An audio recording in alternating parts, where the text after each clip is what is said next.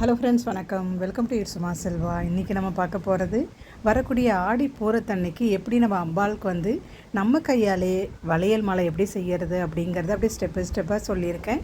நீங்கள் பார்த்து ஈஸியாக, ரொம்ப ரொம்ப ஈஸிங்க. நான் ஒரு 10 வயசு குழந்தை கூட இதை செஞ்சிடும். அந்த மாதிரி ஈஸியான மெத்தடு தான் இது. அதுக்கு இந்த மாதிரி கலர் நூல் எடுத்துக்கோங்க. நம்ம இது கொஞ்சம் ஸ்டிஃபாக இல்லாமல் நல்லா ஒரு மாலை அணிவிக்கிறதுக்கு ரொம்ப ஈஸியாக இருக்கும். அதனால் இந்த மாதிரி விதை நூல் வாங்கிக்கோங்க. அதை கட்டுறதுக்கு நம்ம நூல் விட்டுட்டு அதுக்கப்புறம் ஒரு வலையில் நல்லா ஸ்ட்ராங்காக முடிச்சிட்டுக்கோங்க.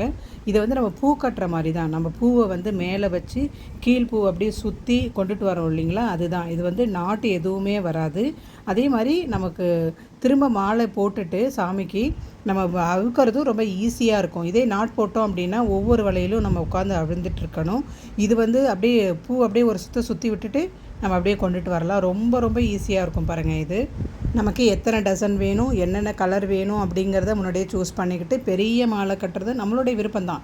இதை நான் வீடியோவுக்காக எப்படி செய்யணும் அப்படின்றதுக்காக நம்மக்கிட்ட இருக்கிற வளையலை அப்படியே நான் செஞ்சு காமிக்கிறேன். இப்போ 3 கலர் எடுத்துக்கிட்டேன், ரெட்டு, க்ரீன், ப்ளூ. இது அப்படியே சும்மா ஆர்டராக 1 by 1 அடுத்தடுத்த கலர். இப்போ ஒரே கலர்லேயும் கட்டலாம்.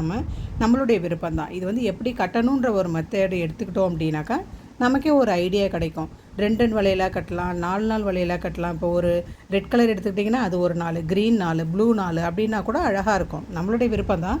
ஆனால் கலர் வளையை கலந்து போடுறது தான் அம்பாளுக்கு நம்ம வளையக்காப்பு பண்ண போகிறோம் இல்லைங்களா. வளையக்காப்பு அப்படின்னாலே மோஸ்ட்டாக பார்த்திங்கன்னா மல்டி கலரில் தான் வளையல் போடுவாங்க. அதனால் என்னென்ன கலர் நமக்கு பிடிக்குமோ அதை எல்லாத்தையுமே வாங்கி இந்த மாதிரி கலராக நம்ம கட்டிக்கலாம். கட்டணும், அவ்வளோதான். இது நான் நாட் போடாமல் ஏற்கனவே பழைய வீடியோ பார்த்திங்க அப்படின்னா நாட் போடுற மாதிரி ஒரு வீடியோ போட்டிருப்பேன். அது லாஸ்ட் இயர் போட்டது. இந்த வருஷம் நான் படையெல்லாம் எதுவும் இல்லை. ஸோ அதனால் இருக்கிற வளையலை எப்படி கட்டணும் அப்படின்ற மெத்தட் மட்டும் சொல்லிக்கலாம் அப்படின்றதால தான் இருக்கிற வளையலை வச்சே நான் செஞ்சு காமிச்சிருக்கேன். இதை நான் கோவிலுக்கும் கொடுக்க போகிறதில்ல. ஏன்னா இந்த வருஷம் நம்ம எதுவும் படையில் எதுவும் பண்ணக்கூடாது, கோவிலுக்கும் எதுவும் நம்ம கையால் செய்யக்கூடாது. ஸோ அதனால் இது எல்லாருக்கும் தெரியும். பட் யாருக்காவது ஒருத்தருக்காவது யூஸ் ஆகும் இல்லையா, தெரியாதவங்க யூஸ் பண்ணிக்க போகிறாங்க. ஸோ அதனால் செஞ்சு காமிச்சிருக்கேன். வரக்கூடிய திங்கக்கிழமை அன்றைக்கி இன்னும் ஒரு நாள் தான் இருக்குது. நாளைக்கு சண்டே, அடுத்த நாள் பார்த்திங்க அப்படின்னா மண்டே 28ஆம் தேதி ஆடிப்பூரம் 28ஆம் தேதி வருது. அதனால் நம்ம இதெல்லாம் கொஞ்சம் முன்கூட்டியே செஞ்சு வச்சுக்கிட்டோம் அப்படின்னாக்கா கொஞ்சம் நமக்கு இந்த வேலை அன்னைக்கு செய்கிறத விட இந்த வேலையை நம்ம எப்போவும் செஞ்சு வச்சிடலாம். ஒரு நாள் முன்னாடியே செஞ்சு வச்சிடலாம்.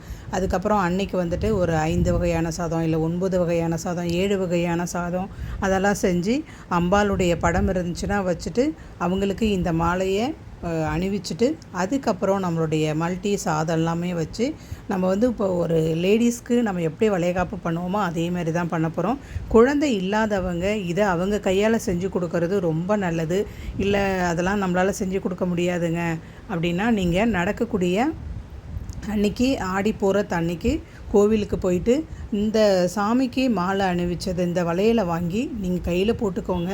கடவுள்கிட்ட வேண்டிக்கோங்க, அம்பாள் இன்னைக்கு உங்களுக்கு வளையகாப்பு பண்ணுற மாதிரி அடுத்த மாதத்துலேயோ இல்லை அடுத்த வருஷத்துக்குள்ளே எனக்கு இந்த மாதிரி வளையகாப்பு பண்ணணும் அப்படிங்கிறத நீங்கள் கடவுள்கிட்ட உங்கள்கிட்ட கோரிக்கையாக வச்சுட்டு வாங்க. கண்டிப்பாக கடவுள் கூடிய விரைவில் நம்மளுடைய கோரிக்கையை நிவர்த்தி பண்ணி தருவாங்க. அதனால் நம்பி கோவிலுக்கு போங்க. நம்பணும், நம்பிக்கை தாங்க வாழ்க்கை. அதனால் நம்பி கோவிலுக்கு போயிட்டு இந்த ஆடி போகிறத்தன்னைக்கு அந்த வளையகாப்பு விஷயத்தை கலந்துக்கோங்க. கலந்துட்டு சாமிக்கு கொடுக்குற வளையலை வாங்கி போட்டுக்கோங்க. இது குழந்தை இல்லாதவங்க மட்டும்தான் இதை கலந்துக்கணுமான்னா கண்டிப்பாக கிடையாது.